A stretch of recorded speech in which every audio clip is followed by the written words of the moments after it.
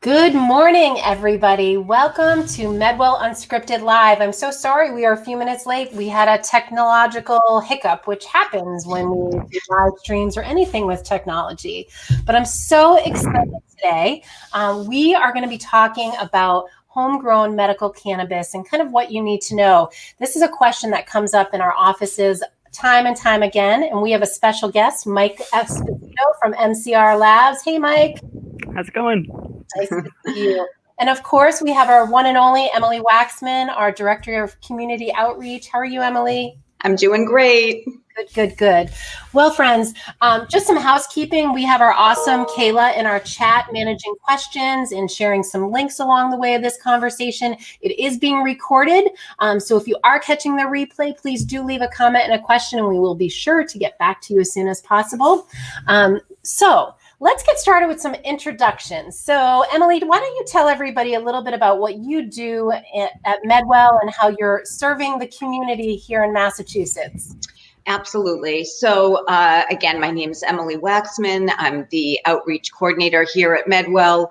I absolutely love what I do because I get to go out into the community and talk about MedWell, let everyone know why they would want to come to MedWell to obtain their medical marijuana certification, be able to explain that we just have a great group of people here that work very hard behind the scenes and also in our offices too. So we have amazing nurse practitioners and physicians, wonderful medical assistants, and we really walk you through the whole process step by step so that we make it as easy as we can.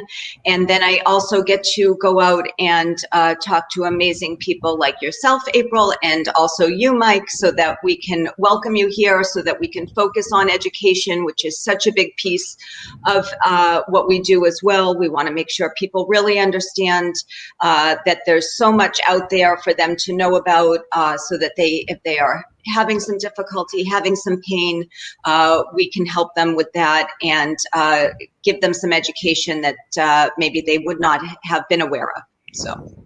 Awesome. All right, Mike, why don't you share a little bit about MCI Labs and kind of your role as a scientist there? Sure, definitely. So MCI Labs is actually the first independent cannabis testing laboratory certified in the state of Massachusetts. A large bulk of the cannabis and cannabis infused products that move through the recreational and medical dispensaries go through our lab first. We run a variety of screens on the cannabis in order for it to pass testing. That's ranging from microbial testing to heavy metals, pesticides, residual solvents. Then we also offer services like terpene analysis, which might give you more of an idea of what therapeutic benefits you might get from your grow. I joined up with MCI about a year and a half ago as a microbiologist. Prior to then, I'd been working actually in a few dispensaries as a cultivator. My background's in plant, soil, and insect sciences, so it's been really nice watching the industry grow pretty much from the beginning to see where we're at today. Awesome. And so Were you always in the cannabis industry, or when you got out of school, or kind of when you went to school for plant and science, what were your thoughts? Did you ever think that you would be where you are? Sure. Honestly, when I first started applying to the dispensary positions, this was about 2013 or so, when I was enrolled. I was going to start a plant molecular bio PhD program over at UMass Amherst. I'm really passionate in genetic analysis, as well as genetic transformation of crops. The lab I was working in was very focused on developing crops for heavy metal uptake. Basically, you'll have lots of soils that are contaminated with things like lead or arsenic. So there's ways that you could modify a plant to make it either something that you could grow in a contaminated environment and still produce safe product, or actually utilize that plant as a tool to clean up that environment. And it's kind of a natural progression for me to move into cannabis. Cannabis, hemp is an extremely effective bioaccumulator. So number one, it is something where if you're growing in a heavy metal contaminated soil, that's going to be very present in your plant. Or on a phytoremediation standpoint, I could easily see cannabis being used to clean up land for later use down the line. Wow. But the long and short of it is cannabis dispensaries started popping up in Massachusetts, and I really enjoyed the hands-on work, so I wanted to try that out for a while. Interesting. It's great. So today our conversation topic is homegrown cannabis and the medical marijuana side of things. So let's kind of talk a little bit about what homegrown cannabis is and what that means. And then I think the other thing, like as we were talking in the green room ahead of time, I think that many people in our audience don't actually even realize how much testing is involved to make sure that things are safe. And so if you can talk a little bit about that, and then I'm gonna stop my question there because I have more to that, but let's answer that first. All right, definitely. I guess to start, we can kind of describe what is homegrown cannabis versus product that you might find at a recreational or medical dispensary. In Massachusetts, I believe that an adult is able to grow 6 plants for personal use. So I would classify homegrown as pretty much anything that somebody's growing on their own. Doesn't require state mandated testing like an RMD product, RMD being registered marijuana dispensary. But yeah, this is basically stuff that hobby growers are producing for themselves, myself included. Even if you don't particularly enjoy cannabis or utilize it, it's really a blast to work with the plant. Very, very fun agriculturally. So, yeah. How is it fun agriculture? Like, what do you mean by that?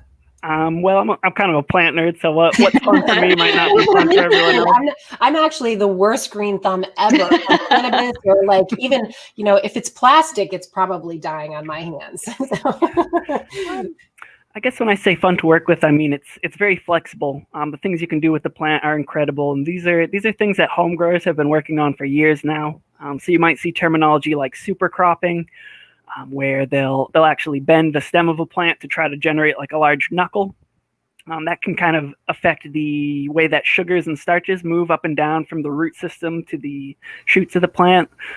There's things that you might see in an industry like grape production, where they would be girdling the plant in order to get like sweeter, larger fruits. You can kind of mimic that with pruning techniques that you'd use in cannabis. It's just a very resilient plant, so you can really do a lot of experimentation with it.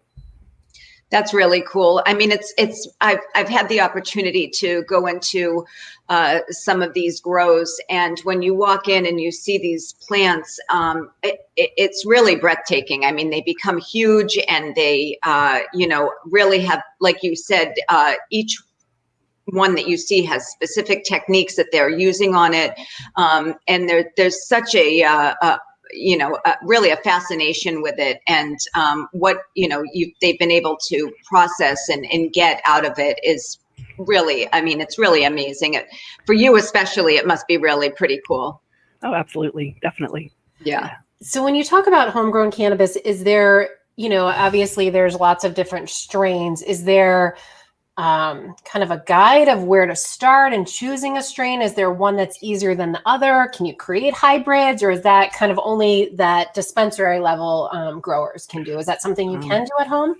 Yeah, the sky's the limit, honestly. A lot of people will start out with what's known as an auto flowering plant. So cannabis is typically cannabis sativa. Most of the product that you'll see coming through dispensaries, a lot of what home growers are working with, is known as a short day plant. Which means in order for you to actually be producing flowering tissue on that plant, you need to expose it to 12 plus hours of continual darkness. That's going to trigger the activation of the flowers. This is where you run into a lot of problems with your home grow if you're not looking for light leaks throughout your place. If you're growing outdoors near a busy street and cars are driving by with the headlights on, that's honestly enough to throw off your flowering cycle.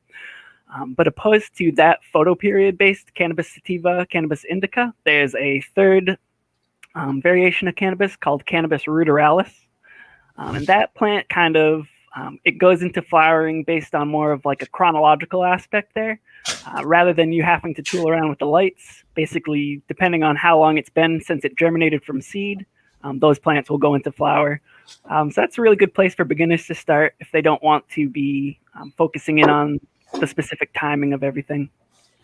Is it a big commitment, Mike, with what you need to purchase to start your grow? Is there, specific, I mean, when I would walk into, a grow at a dispensary, I mean, you have these amazing lights and they have these, filtered air systems and the soils. And I mean, there's so much that goes into it. So for just a regular everyday Joe, is it, an easy task to undertake?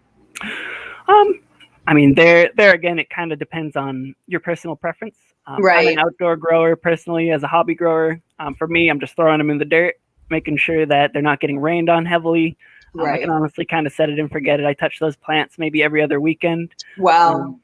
Right. But for somebody who's growing indoor, they're trying to grow craft cannabis that they're really focused on, or for the registered marijuana growers, like in a dispensary, that's where you run into the big budget items like that. Right. Because they need to pass tests, they really need to have very sophisticated setups to kind of execute that. Gotcha. How would somebody get started with growing their own cannabis? Is that something where I guess if you could talk to that, and especially for our beginners that are considering it, because it does sound like there's a lot of factors that going into having a successful crop of those 6 plants. Right. So first you'll need to either be starting from seed, or if you know somebody who has plants, you could ask for some cuttings from them. More or less there, if you're starting with seeds, it's kind of a shot in the dark. You're hoping that you're going to get a plant that's very typical to what you'd expect when you'd buy from that particular breeder. But there's been some research done that you're really kind of throwing a dart at the dartboard there, unless it's been very securely back crossed. The lineage is very strong. You might pop 10 seeds and 1 out of the 10 is actually kind of similar to the phenotype you're looking for.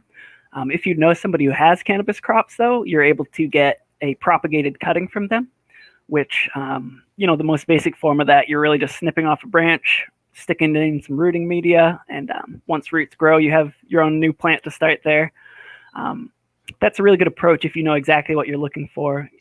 It's a flower with a therapeutic benefit that you really want to mimic. You'd want to go exactly to that same genetic stock.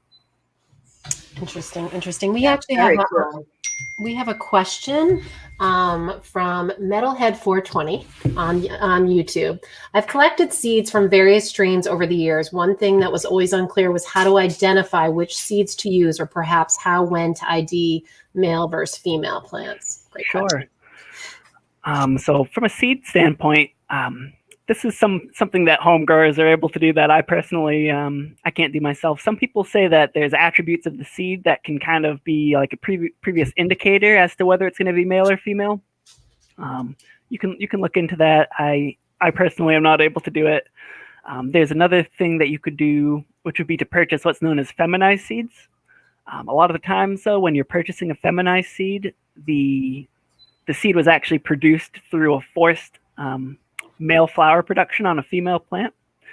So this is another part of growing. If you're getting these light leaks, your plant's getting highly stressed. Even though it's a female plant that's producing female cannabis inflorescences, colas, you might start to see what they call nanners in the trade, because they look exactly like a little banana, but that's going to be producing female pollen.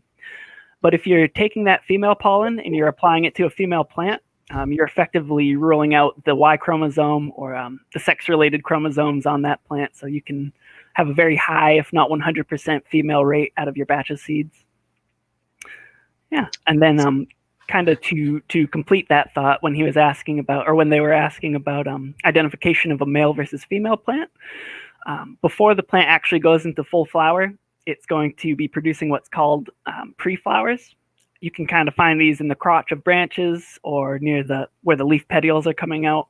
And if you know what you're looking for, if you can identify some pistils coming out of those pre-flowers, you can be fairly confident that's a female plant.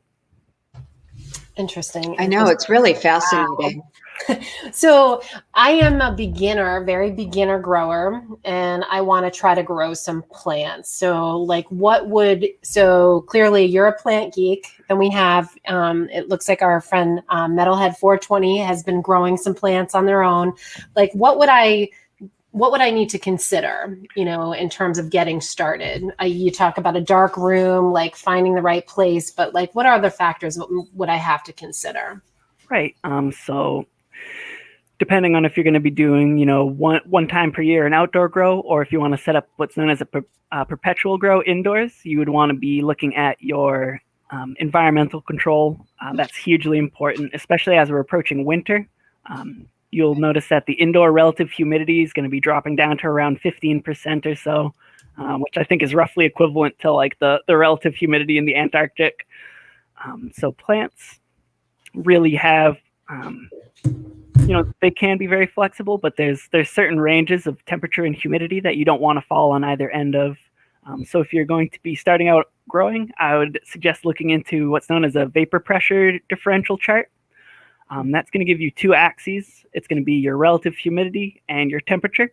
And you want to just make sure that the parameters you're growing at fall within kind of the green zone of that. Interesting. Yeah, it is very cool. So I know that, testing isn't necessarily required for homegrown, but could you talk a little bit about what considerations, why you may want to have it tested and kind of use MCR Labs to help you to support that? Sure, absolutely. So the tests that we offer can help you out both in the sense of dialing in your grow to produce the most therapeutically beneficial product, and also kind of assessing the safety of your grow.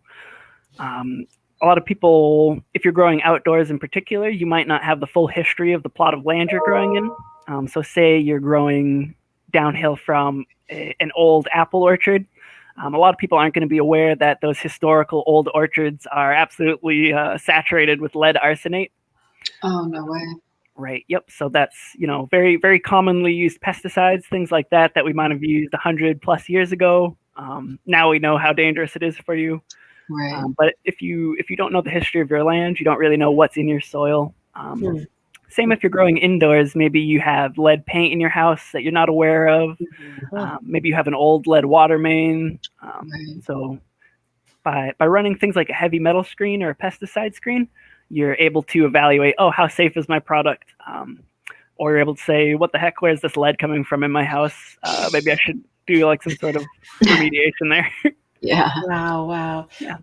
What are so I know can you talk a little bit about the requirements from kind of a little bit off topic from the person growing it from home, but from a dispensary side of things, where does MCR come into place in terms of testing? Because again, it kind of goes back to what we mentioned at the beginning.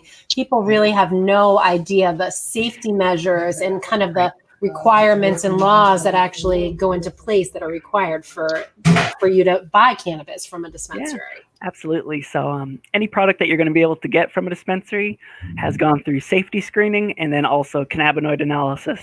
So for the safety screens, we're screening heavy metals to make sure that you're not over an action limit for that. We're looking for a specific list of pesticide products to make sure there's none of that there.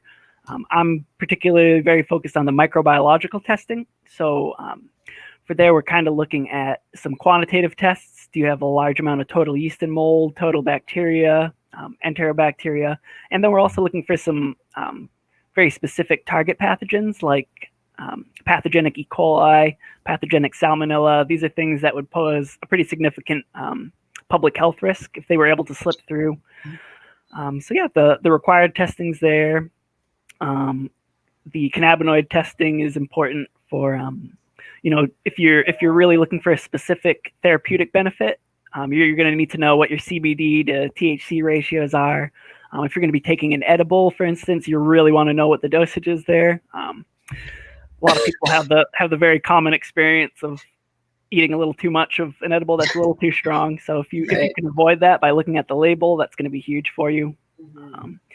And then there's non-required testing like terpene analysis, which is, further beneficial for kind of understanding the therapeutic effect of your medicine. Interesting. Do you have a question, Emily? No, I was just going to make a comment.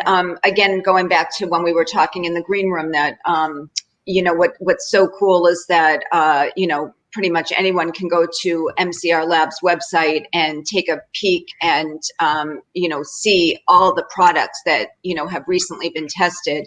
And I think you can even go in and even put in like a dosage amount and, a recommendation. I mean, it's really fascinating to be able to see that. And as a patient, that's very helpful. So for all of our patients out there that are watching, or anyone who's thinking about becoming a patient, it's always wonderful to be able to have resources where you can get information.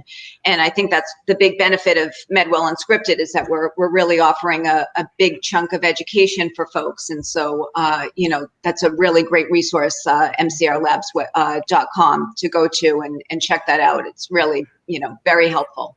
Absolutely. And if there's any information you can't find on the site, please feel free to reach out and contact us directly. We really love talking to home growers, and also our dispensary clients. If there's any confusion, we'd love to clear anything up for you guys. Nice. So can you talk a little bit about some of the interesting things that you've tested throughout your time? Sure, definitely. I think when the lab very first started off, they were looking at, I want to say it was either a Whopper or a Big Mac. One of those famous. I don't know if I want to know what was in that though. I think there was a surprisingly high amount of butane actually. So this was kind of to show our residual solvent screen, which is going to pick up things like butane or ethanol or isopropyl. So the burger is probably the most interesting one. I think a few months ago we got a sock actually. So if you want to have a CBD infused sock that you can put on if you have arthritis, things like that. But now, was that a dispensary sending it for testing, or was that somebody like trying to? So I guess if I was creating a product, something like that, like I wanted to create a product and bring it to market and sell a product, do you also do that as well? Yeah, definitely. We're looking at a lot of method development. So if something like that comes in, the process at our lab would be to try to sort of recreate that type of sample matrix. So we would probably be taking a sock, spiking it with compounds, running it through our instrumentation with our methods, and making sure that the recovery is good. So we get a lot of really interesting and new products all the time. Powdered beverage mixes, things like that. Interesting. Yeah. That's very cool. And so I noticed on your website you have the products that were tested. So were these, like you have grape pie, you have FS Camille, you have THC free vanilla. Can you talk a little bit, are these products that somebody has sent in to you to test and you're just using that as an example, or do you sell products? Like, I just want to make sure that we clarify, because your website is filled with great education information, but I wasn't sure about that page. Yeah, definitely. So we actually don't sell any products. Anything that you'll see listed on the site is an example of a sample that came through our lab. We ran it through, and we have clearance from whoever submitted the sample to post it on there. And it's a good way for you to kind of get an idea of what a sample report is going to look like, so you can kind of know what to expect if you submit a sample to us. Right. And so can you just kind of go over a little bit about the types of other programs that MCR offers? Because I think, like if you look at your social media, you're doing lots of virtual events and you're participating in a lot of things in the community. So I'd love to talk about a little bit more beyond kind of testing of what MCR does. Yeah, absolutely. We're very interested in public outreach. Bringing social equity to the cannabis industry in Massachusetts. So we're very interested in hosting things like the job event that you were talking about. That's coming up on December 2nd. If you have any interest in that, you can go to our Facebook or Instagram pages at MCI Labs and sign up for that. So we're trying to do things like that to increase the accessibility of the industry to people. Yeah. We're also always trying to offer educational programs to new dispensaries. For instance, we had bud tender trainings for economic empowerment and social equity applicants. That's going to be something where maybe if you're new to the industry, you're not quite sure what sort of information could be beneficial to a patient. So you'd go through that training and say, hey, this is really the information you want to get across to your consumer. Then aside from that, I'm personally very interested in like agricultural best practices. We really just want to help people get off on as good a foot as possible. In Massachusetts, in particular, if you're in Massachusetts, you've seen it. The weather gets kind of funky, so That it does. It's very challenging to grow cannabis in Massachusetts. So we just want to help everybody out as best as we can. Nice.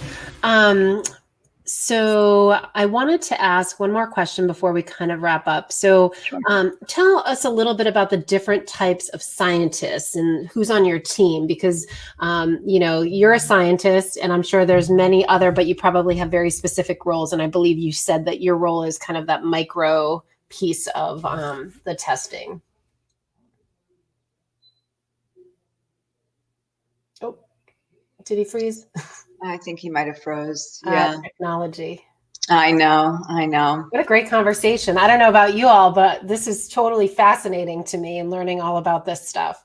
Yeah, I was so excited to be able to talk to Mike today about this specific topic, because it really is, I think, one that is not showcased very often. No, and I know it's a question, and it was interesting because when we had our last MedWell Unscripted, where we were talking with the chief of police of Walpole, and he talked a little bit about the homegrowing element to that, and kind of the laws surrounding that, and what the requirements are. So this is definitely an interesting topic. It is, and you know what, I was interested in talking to Mike. Hopefully, we can get him back, but. I love being able to showcase what opportunities are out there for folks to look into if they're looking to get into the industry, and maybe they are interested on the, the grow side of things, or the, behind the scenes science sort of things, people that have that green thumb or are interested in that particular line of work, because there's so many opportunities in cannabis, and so it's nice that we can have someone like Mike on to kind of showcase that for folks that might be interested in looking into that for themselves. Which I'm actually, friends, I'm going to drop in the virtual cannabis career fair that they're doing. Because I think it kind of leads into what you're talking about, Emily. So yeah, I think that's important, because there is so much opportunity in this industry, and we don't really get to see too often the behind the scenes, people that are working so hard to provide these safe products to the dispensaries, and it's nice to be able to showcase this. So. I'm glad that we were able to get Mike on here to talk about kind of his background and what they're doing over there at MCI Labs. Agreed. Well, I guess we'll kind of wrap up here. We're about at the 30-minute mark. Thank you so much, friends, for watching us today. I would highly encourage you to go to mcrlabs.com and learn a little bit more about them. I know Kayla has done a phenomenal job dropping all the links in our chat today. If you are catching the replay, feel free to leave a comment. And for all your medical marijuana questions, or to get a certification or recertification, please do visit our website at medwellhealth.net. We also have some great information on getting started with the process, cannabis, at our website as well, on our blog. And we do offer in-person as well as telehealth appointments right from the comfort of your own home. So we are here to help you, and we look forward to talking again in 2 weeks on MedWell Unscripted. Thanks so much, Emily, for all your time today. Thanks everybody for watching, and thank you, Kayla. I appreciate you. We appreciate all of that you're doing for us. Have a great day, friends. Take care.